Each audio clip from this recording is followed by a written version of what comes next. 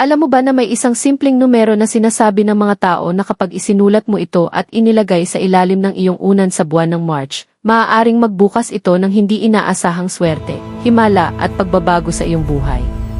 Hindi ito basta paniniwala lang dahil marami ang nagsasabing may mga nangyaring kakaiba sa kanila pagkatapos nilang subukan ito.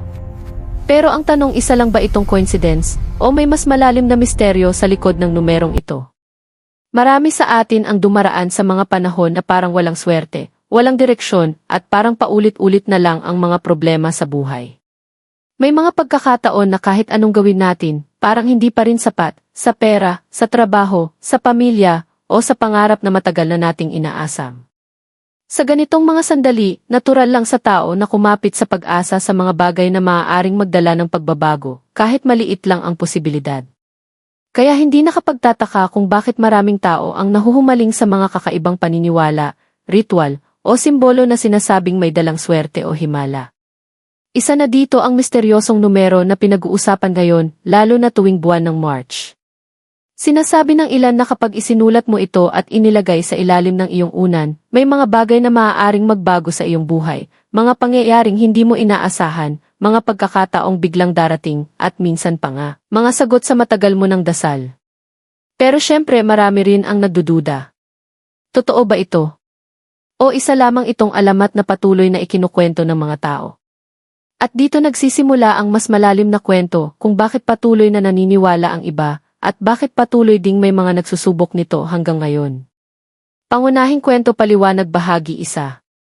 Sa loob ng maraming taon, may mga kwento na kumakalat mula sa iba't ibang tao tungkol sa isang simpleng numero na may kakaibang koneksyon sa swerte at pagbabago ng kapalaran. Hindi ito isang bagay na makikita sa libro ng agham o sa opisyal na kasaysayan, kundi isang paniniwala na ipinapasa-pasa lang mula sa bibig ng mga tao, lalo na sa mga komunidad kung saan malakas ang paniniwala sa spiritual at simbolikong kahulugan ng mga bagay.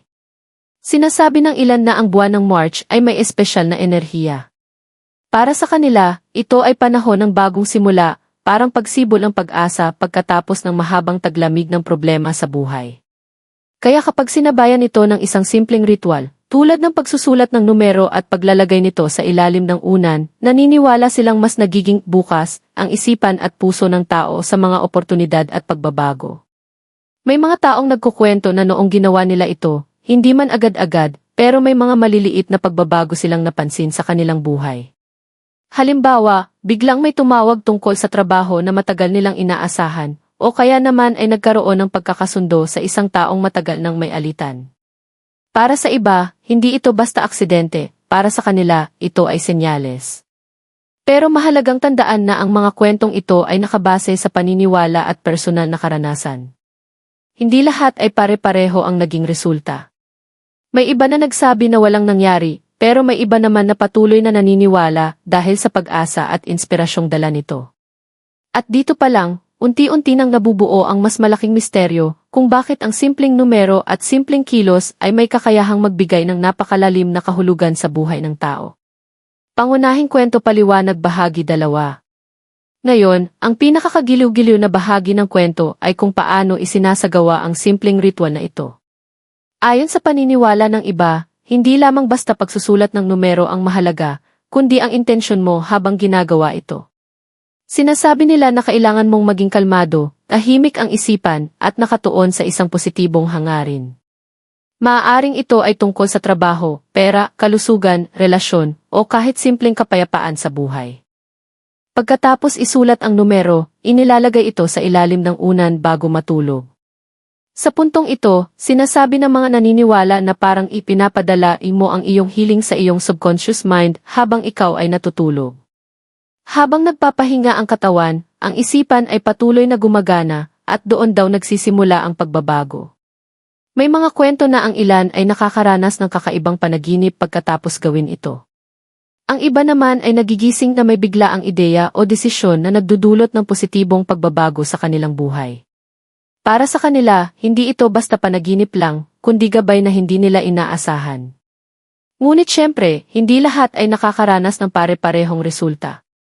May mga nagsasabing normal lang ang lahat pagkatapos gawin ito. Wala silang nakita agad na pagbabago, Pero may iba naman na naniniwala na ang epekto nito ay hindi agad nakikita, kundi unti-unti, parang proseso na dahan-dahang nagbubukas ng oportunidad. Kaya mas lalo itong nagiging misteryoso dahil walang eksaktong paliwanag kung paano o bakit ito sinasabing gumagana. Para sa iba, ito ay tungkol sa paniniwala at mindset. Para naman sa iba, ito ay tungkol sa enerhiya, kapalaran, at kung paano tayo nakakaapekto sa sarili nating realidad. At dito nagsisimula ang tanong na mas nakakakilabot sa isip ng marami. Kung ang simpleng numero ay kayang mag-trigger ng pag-asa at pagbabago sa isip ng tao, maaaring ang tunay na himala ay hindi nasa numero, kundi nasa paniniwala natin mismo. Katuklasan dali ng kapangyarihan. Sa puntong ito, dumarating ang pinakamisteryosong bahagi ng buong kwento, ang tanong na hindi madaling sagutin ng kahit sino. Kung iisipin mo, maraming tao ang dumadaan sa buhay na puno ng pagod, problema at paghihintay. May mga pagkakataon na parang wala nang natitirang paraan, kundi ang umasa sa kahit anong bagay na maaaring magbigay ng liwanag, kahit gaano pa ito kasimple o kakaiba. Kaya kapag may naririnig silang kwento tungkol sa isang numero na sinasabing may ihimala, hindi nila ito agad tinatanggihan. Sa halip, pinipili nilang subukan, hindi dahil sigurado silang gagana ito, kundi dahil gusto nilang maniwala na may posibilidad pa rin ang pagbabago. At dito nagiging mahalaga ang emosyon ng tao. Kasi ang totoo, minsan ang himala ay hindi bigla ang pangyayari na bumabagsak mula sa langit kundi mga maliliit na pagbabago sa loob natin. Parang biglang gumagaan ang pakiramdam, mas nagkakaroon ng lakas ng loob, at mas nagiging handa sa mga oportunidad na dati ay hindi natin napapansin. May mga taong nagsasabing pagkatapos nilang gawin ang ritual na ito, hindi man naging instant ang pagbabago, pero nag-iba ang pananaw nila sa buhay. Mas naging positibo sila, mas nagkaroon ng direksyon, at mas lumakas ang loob nilang kumilos para sa kanilang mga pangarap. At kung iisipin mo, doon nag-umpisa ang tunay na pagbabago, hindi sa numero, hindi sa unan kundi sa loob ng tao mismo. Kaya ang mas malaking misteryo ay hindi kung gumagana ba ang ritual o hindi kundi kung paano nagiging makapangyarihan ang paniniwala kapag ang isang tao ay umasa, nagtiwala at hindi sumuko. Dahil sa huli, maaaring ang himala na hinahanap ng marami ay hindi dumarating sa isang gabi. Kundi unti-unting nabubuo sa bawat desisyong pinipili nating magpatuloy kahit mahirap na ang lahat. Konklusyon, panandang pandagdag mensahe. Sa dulo ng kwentong ito, isang bagay ang malinaw, maraming tao ang naghahanap ng pag-asa sa gitna ng kanilang mga pinagdadaanan sa buhay. At minsan, kahit ang pinakamaliit na bagay tulad ng isang numero, ay nagiging simbolo na ng kanilang paniniwala na may magandang mangyayari pa. Hindi natin masasabing ang simpleng ritual na ito ay garantisado o may siguradong resulta para sa lahat. Pero ang mas mahalagang aral dito ay kung paano tayo nagiging bukas sa posibilidad ng pagbabago. Dahil kapag ang tao ay may pag-asa, mas nagiging malakas siya harapin ang mga hamon ng buhay. Ang paniniwala, kahit minsan ay misteryoso, ay may kapangyarihang baguhin ang ating pananaw. At kapag nagbago ang pananaw, unti-unting nagbabago rin ang mga desisyon, kilos, at direksyon ng ating buhay.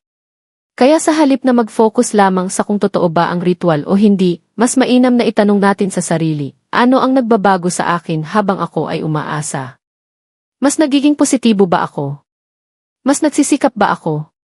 Mas lumalaban ba ako sa mga pagsubok? Dahil doon madalas nagsisimula ang tunay na pag-unlad, hindi sa labas, kundi sa loob natin. Panawagan si pagkilos katapos. Kung umabot ka hanggang dito, ibig sabihin interesado ka sa misteryong kwentong ito at sa mga posibilidad na dala nito sa buhay ng tao. Ngayon gusto kong itanong sa'yo. Kung ikaw ang susubok ng ritual na ito, naniniwala ka ba na may mababago sa buhay mo, o isa lang ba itong kwento na nakaka-curious lang pakinggan? I-comment mo ang sagot mo sa ibaba, gusto kong malaman ang opinyon mo. At kung may kakilala ka na mahilig sa mga ganitong misteryoso at inspirational na kwento, i-share mo ito sa kanila, baka sakaling magbigay din ito sa kanila ng pag-asa o bagong pananaw. Huwag kalimutang mag-like at mag-subscribe para sa mas marami pang kwento na puno ng misteryo, inspirasyon at mga bagay na magpapaisip sa iyo. Sino ang nakakaalam, baka sa susunod na kwento, ikaw naman ang makaranas ng sarili mong himala.